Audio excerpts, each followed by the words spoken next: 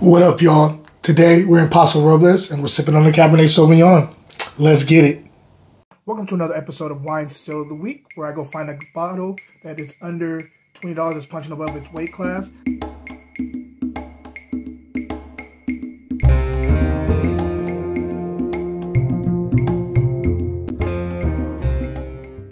What up, y'all? Hope everybody's having a wonderful, wonderful week. It is Wine Still of the Week today. And I cannot wait to get into this wine with you. I think I have a deal, but we'll see. I have to taste it. This is my first time ever trying this on camera. If this is your first time on my channel, the premise here is I go find wines that are under $20 that are punching above their weight class, meaning that they are an amazing value.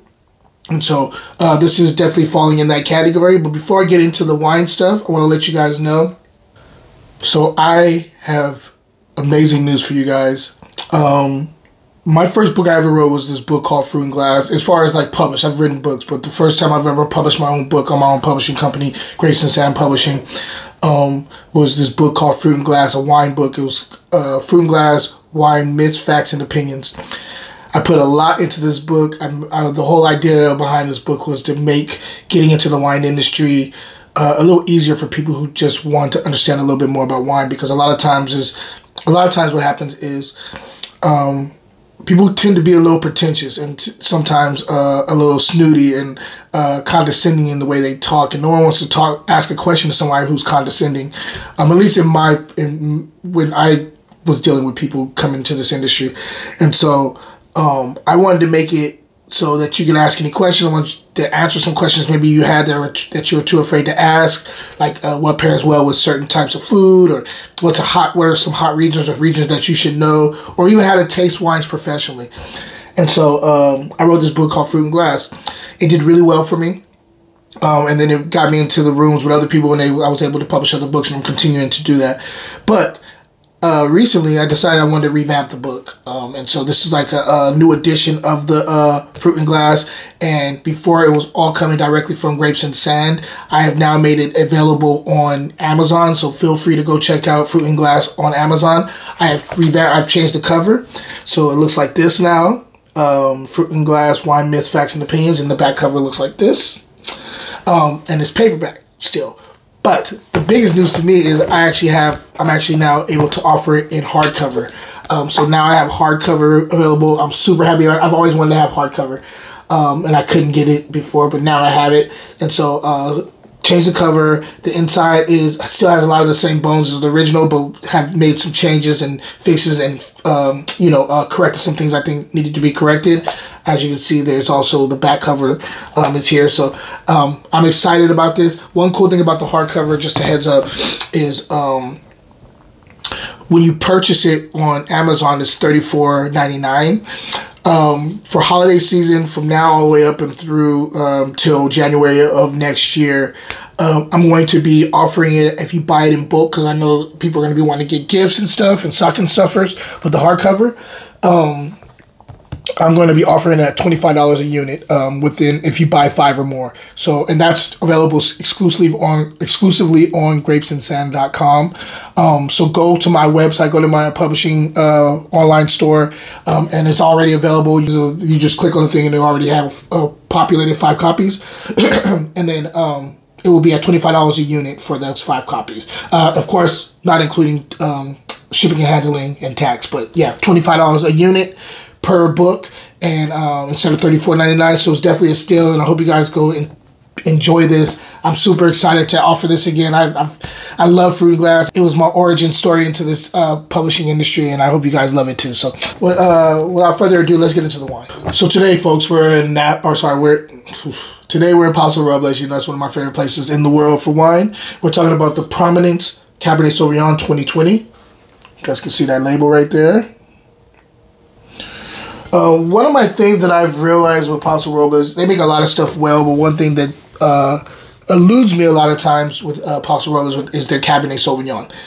Sometimes I've had some really good ones when I'm there, but like if I buy one in a store for whatever reason, I can't find that same quality a lot of times with Paso Robles for the Cabernet Sauvignon. So let's see if this one changes my view. Let's see if it gives me something I've been looking for. And it's getting cold outside. This is the perfect wine to sip on and try to figure out, just kind of because it's Cabernets are bigger and bolder, and they tend to be like a warm blanket for me. So let's go ahead and check this out. On the nose.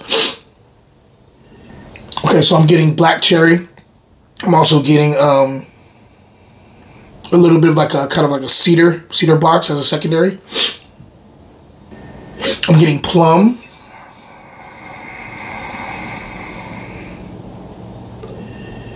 I'm getting kind of like a wet stone thing going on here too, like kind of like being right next to the ocean and like smelling, like being around like wet rocks and stuff. I'm kind of getting that here, which is weird. Just keeping it real though.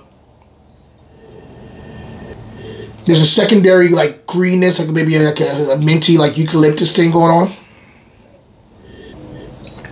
There's also like a little bit of like a black tea thing going on. Let's go ahead and taste and see if everything's translating to the palate.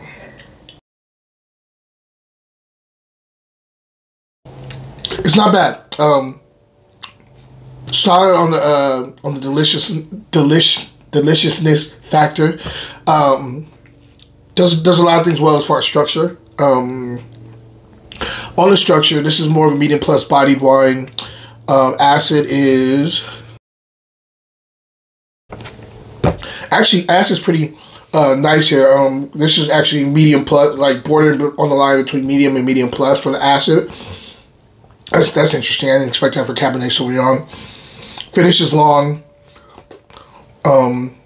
Tannin is medium plus here. Yeah. So up front, it does like you get the kind of like the a little bit of a black, not a little, but you get black cherry going on there. It's a little bit of a tart black cherry, all the way up front, and then extends to the finish.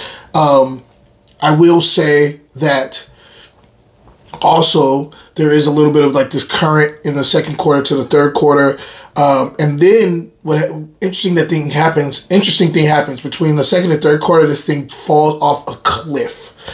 I hate to say that, but yeah, this thing falls off a cliff, and then it climbs back up that cliff in the fourth quarter, and you have like a long finish. But honestly, even the long finish is a little bit watery.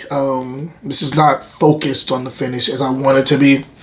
A little kind of all over the place. Just a lot of things up front that are initially well done, like the structure wise and all that stuff up front, and then it hits that third quarter, and then it's kind of like, what happened?